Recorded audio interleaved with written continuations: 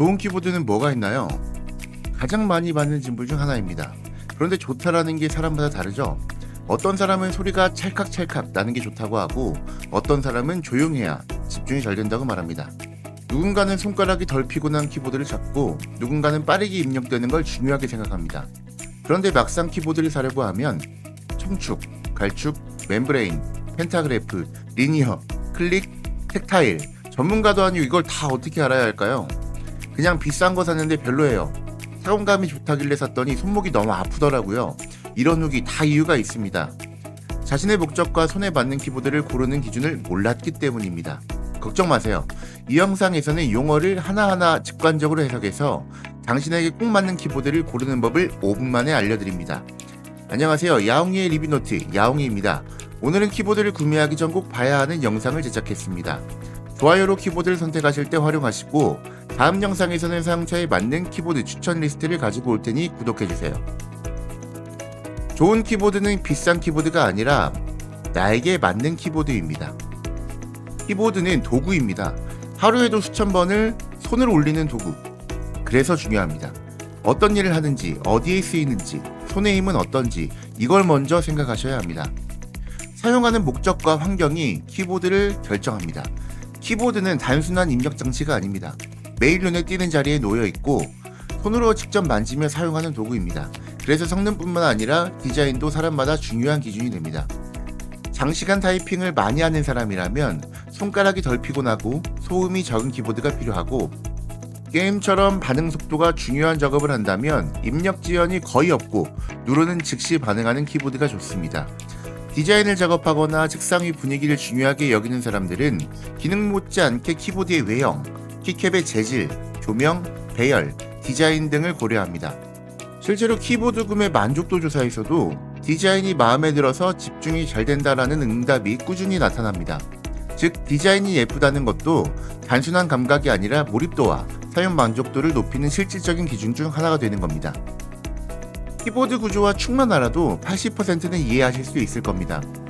키보드의 종류에는 멤브레인, 기계식, 정전 용량이 있고 멤브레인은 가장 일반적인 방식입니다. 부드럽고 저렴하지만 약간 반응이 느릴 수 있고 기계식 키보드는 각 키에 독립된 스위치가 있는 고급적인 방식입니다. 다양한 축, 적축, 갈축, 청축 등에 따라 감도와 소리가 다릅니다. 소리를 한번 들어보겠습니다.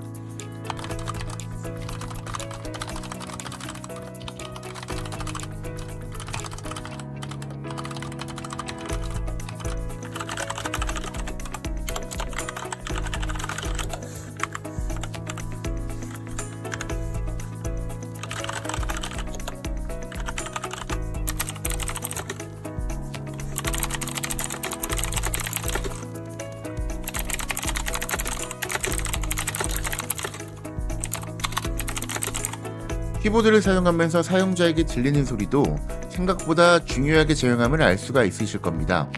다음은 정전 용량. 전기 신호로 입력을 감지하는 방식이죠. 매우 부드럽고 조용하지만 가격대가 높습니다. 어떤 사람에게 어떤 키보드가 맞을까요? 하루 종일 사무실에서 문서 작성을 하신다면 손가락이 피곤하지 않고 소음이 적은 키보드를 추천드립니다. 독서실에서 공부를 하거나 필기 정리를 하실 때 조용하고 키압이 낮은 모델, 부피가 작은 디자인을 선호하는 경향도 있습니다. 반응 속도와 타건감이 중요하신 분들은 피드백이 명확한 축, 반응이 빠른 구조를 선택하시고 영상 편집이나 디자인 작업을 하시는 분들은 키 매핑 가능 여부, 감각적인 디자인, 백라이트 효과를 확인하시면 될 것 같습니다. 몇몇 분들은 이런 질문을 하시더라고요. 그냥 써보면 되지 않나요? 우리는 대부분 키보드에 큰 신경을 쓰지 않고 살아왔습니다. 그래서 키보드에 무리를 맞춰왔어요. 하지만 지금은 다릅니다. 지금 이 영상을 보고 계신다는 것은 키보드 종류에 따라 다른 것이 있다는 걸 넌지시는 아셨을 거라고 생각합니다. 물론 체험해보는 것이 가장 정확합니다. 하지만 현실은 매장에서 마음껏 써볼 수 있는 기회가 많지 않고 막상 잘못하면 반품도 어렵고 손목이나 손가락에 피로가 누적될 수도 있습니다. 그래서 스펙과 용어를 이해하고 나에게 맞는 조건을 정리해서 선택하는 것이 훨씬 더 안전하고 효과적인 방법입니다. 내용을 정리해보자면 첫 번째, 키압. 누를 때 힘이 얼마나 드는가. 낮을수록 손이 덜 필요합니다. 두 번째, 소음. 어디에서 쓰는지를 고려해야 하고 청축은 약간 시끄럽습니다. 세 번째, 피드백. 누를 때 눌렸는지 감이 오는 정도를 말합니다. 네 번째, 입력 지연. 폴링 레이트라고 하죠. 빠른 작업엔 높을수록 유리합니다. 다섯 번째, 디자인. 몰입감, 집중력, 공간 분위기에도 영향을 끼칩니다. 마지막, 배열.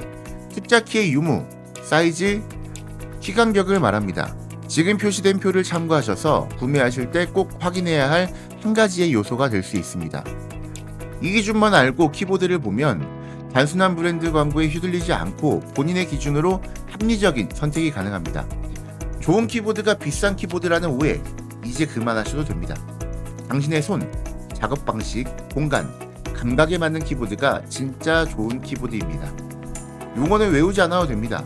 오늘 알려드린 기준만 기억하면 어떤 상황에서도 후회 없는 선택이 가능해질 겁니다. 이 영상이 여러분들의 판단에 도움이 되었다면 구독과 좋아요를 눌러주세요. 다음 영상에서 추천 키보드 리스트를 정리해서 오겠습니다. 지금까지 야옹이의 리뷰노트 야옹이었습니다. 감사합니다.